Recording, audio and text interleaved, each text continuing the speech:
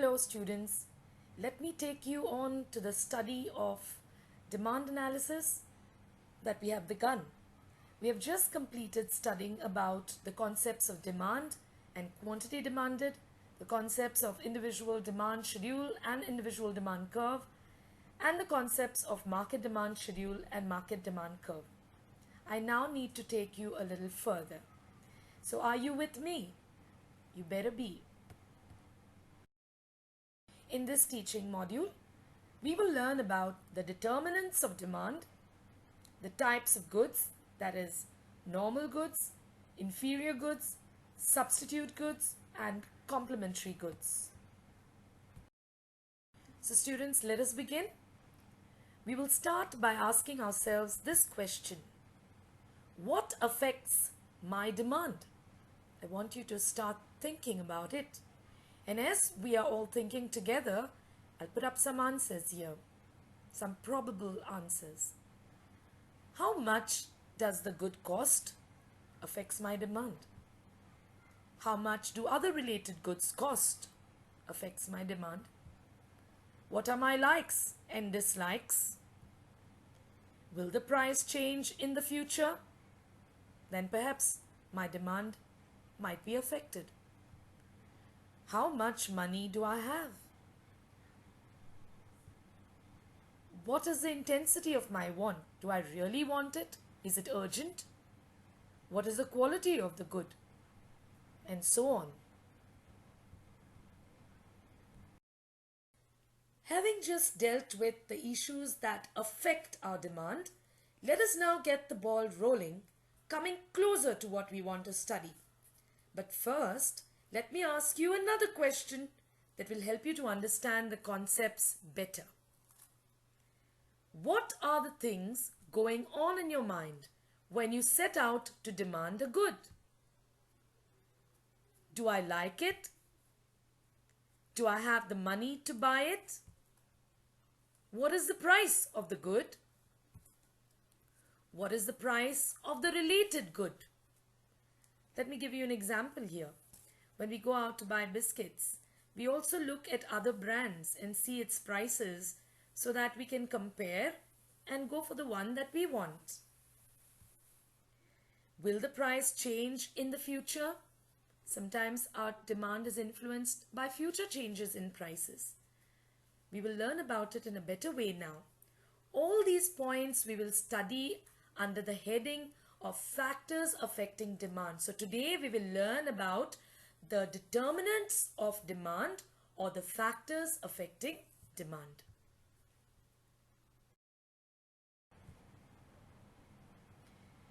So now we will put it in proper perspective, in definite points. Here they are. The first factor that affects our demand is the price of the commodity or good itself. The second factor, the price of other related goods. The third factor, the income of the consumer. Fourth factor, tastes and preferences. And the fifth factor, expectations of future prices.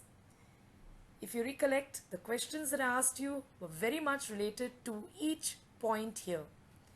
And that will help you to understand each of these points in a better way. So let us begin with studying the factors affecting demand. The first one being the own price of the commodity.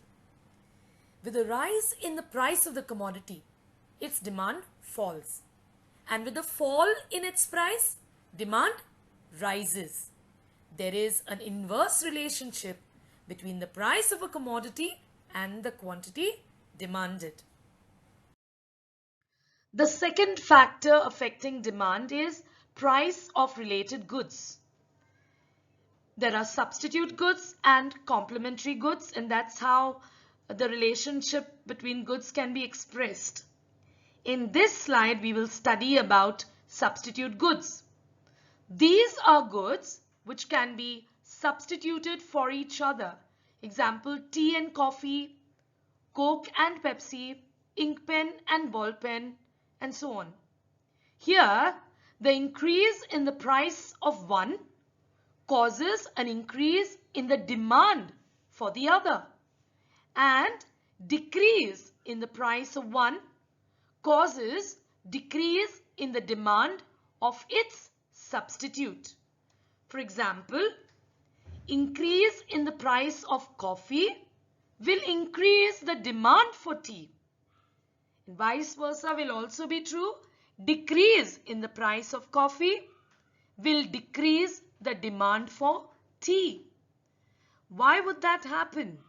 If the price of coffee falls, then more consumers will shift their demand to the consumption of coffee, and so the demand for tea will fall. If the price of coffee rises, it rises in relation to tea, so the consumers will shift to consumption of tea. And that is why when the price of coffee rises, the demand for tea rises. Here you can see two substitute goods, Coke and Pepsi. I'm not advertising or endorsing these products, but I'm just taking them as an example. If the price of Coke rises, then the demand for Pepsi goes up. How does that come about? Now that the price of Coke has risen, comparatively the price of Pepsi is lower. So people will prefer to demand Coke, and therefore the demand for Coke goes up. But if the price of Coke drops, then the ones who usually would prefer Coke will definitely demand more Coke, and therefore the demand for Pepsi will go down, because comparatively the price of Coke has now fallen. Now we will study how the price of complementary goods affects demand. Complementary goods are those which complete the demand for each other. They are demanded together. They have joint demand. Example, bread and butter, car and petrol, tennis ball and its racket, and so on. A fall in the price of one causes an increase in the demand for the other, and a rise in the price of one causes a decrease in the demand for the other. For example, when the price of petrol rises, its demand will fall. As a result, the demand for cars will fall. The opposite will also be true. When the price of petrol falls, its demand will rise. And as a result, the demand for cars will also rise, because they are jointly demanded. Let us move on to the next slide. Here I have taken the example of two complementary goods, bread and butter. If the price of bread rises, the demand for butter will fall.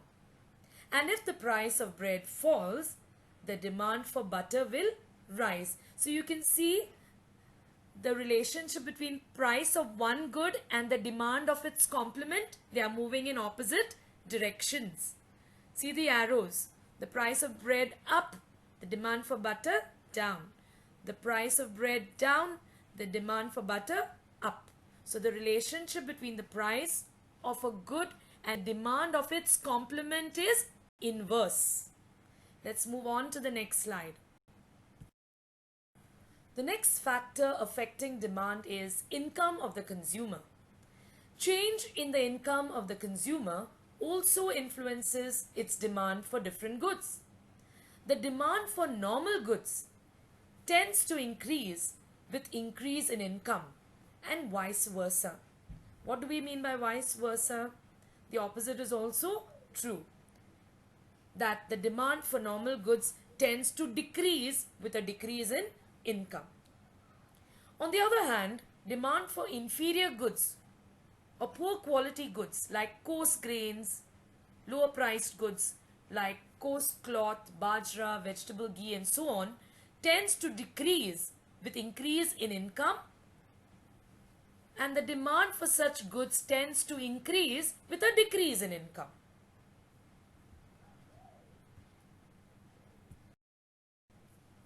Tastes and preferences is another factor affecting demand. The demand for goods and services also depends on individual tastes and preferences. Those include fashions and habits. Consumers are also influenced by advertisements, climate, new inventions, and so on. Other things being equal, demand for those goods for which the consumer develops preferences increases simply because he likes the good, he prefers the good. He has a preference for a particular good, in other words. Let us move on. Expectation of future prices as a factor affecting demand.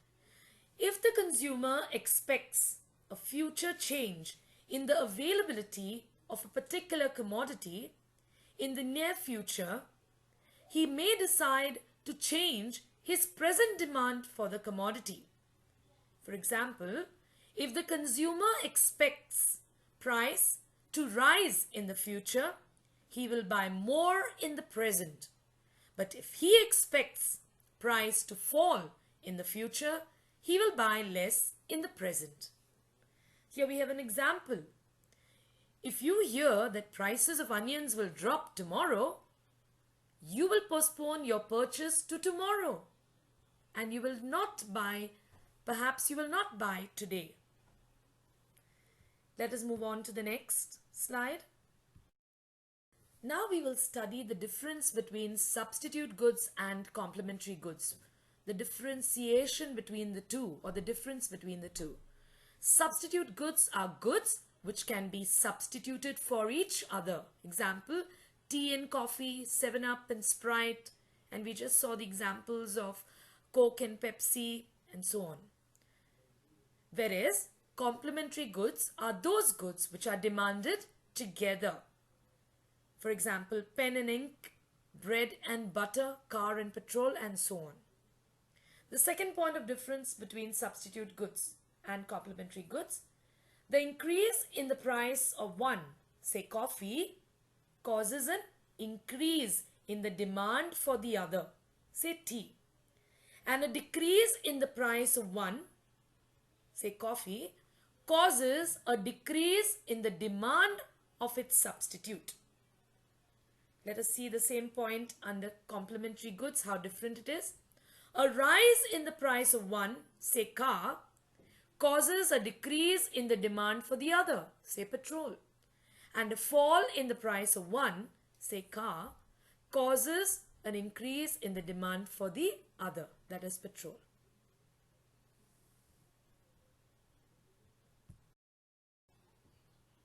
To help us with our study of this demand analysis, we also need to study what are normal goods. Well, normal goods are those goods whose demand increases with an increase in income and demand falls with a decrease in income. The demand is therefore income positive. Most of the goods that are consumed, like pens, books, vegetables, soft drinks, cars, etc., fall in this category. Normal goods are income positive, but price negative. As price falls, the demand for these goods rises, and as price rises, the demand for these goods falls. I hope you understood why we say income positive and price negative. We say income positive because the demand increases with increase in income and demand falls with decrease in income. They both move in the same direction. That is, demand and income both move in the same direction. So therefore we say the demand for normal goods are income positive. But the demand for normal goods is price negative. Why? Because as price falls, the demand for these goods rises, and as price rises, the demand for these goods falls.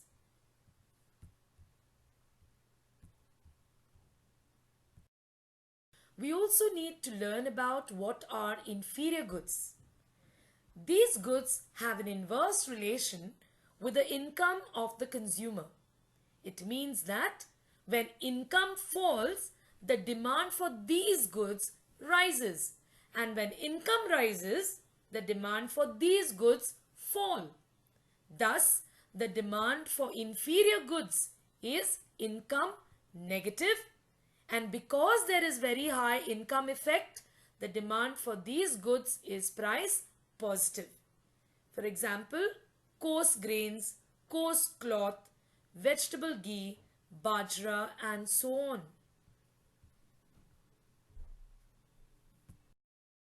Having learnt about normal goods and inferior goods, let us now differentiate between the two. The first point of difference. Inferior goods are those whose demand increases with decrease in income and demand falls with an increase in income. Normal goods, on the other hand, are those whose demand increases with increase in income and demand falls with decrease in income. The second point, demand for inferior goods is income negative and price positive, whereas the demand for normal goods is income positive and price negative, just the opposite. The example of inferior goods is coarse grains, coarse cloth, vegetable ghee, bajra, anything that is of inferior quality or cheap. Sometimes I'll give you another example here. Sometimes when people come into some more money and their income rises, is they buy cars and so on, then they don't prefer to travel by public transport. So sometimes even public transport can be an inferior service. On the other side, we have examples of normal goods like pens, books, vegetables, soft drinks, cars, and numerous other examples. They are normal goods. Having studied different kinds of goods, or types of goods, let us now try to identify from the following examples that you have in front of you, this collage of different types of goods. Let us try to identify complementary goods, substitute goods, inferior goods, and normal goods. Look at this picture here. You have margarine and butter. Now, margarine is considered to be an inferior good sometimes. It is a substitute of butter, but it is a bit lower in quality in comparison with butter. They are substitutes, however, but this good is considered to be inferior. If the income of a person falls, he might want to consume more margarine, but if his income rises, he will shift to consuming butter. So though they are substitutes of each other, that can be taken as an example, but we can also take margarine as an example of inferior goods. You have here an ink pen and ink. What kind of goods are they? They are used together, so they are complementary goods. You can also take ink pen as an example along with a ball pen, which in this example, ink pen and ball pen become substitute goods. You have a modern whiteboard here and whiteboard markers. They are complementary goods because we use whiteboard markers with a whiteboard. They are used together. We have a picture of petrol being filled into a car and a car. These can be considered as complementary goods. In comparison with this ultra modern car that you see here, this car would be considered to be inferior because it is an old model car. So perhaps when someone's income falls, instead of going for a very expensive car, he would go to buy a less expensive one. So we can consider this example also as an example of an inferior good. Then we have jam and bread, which go together. So complementary goods. Bread and butter also go as complementary goods. A rose, a single rose versus a bouquet of flowers could be example of substitute goods. So here we have jam and bread, pens, cars, tea, coffee, flowers can be also examples of normal goods. In this module, we have learnt about the determinants of demand or factors affecting demand. The determinants of demand are also known as factors affecting demand. As we studied the determinants of demand, we also studied the types of goods, that is normal goods, inferior goods, substitute goods, and complementary goods. Thank you, students, for giving me a listening ear. I hope you have grasped and understood all the concepts well. I would encourage you to view this video again and use it anytime you like to revise this particular topic. Thank you, students, and God bless you.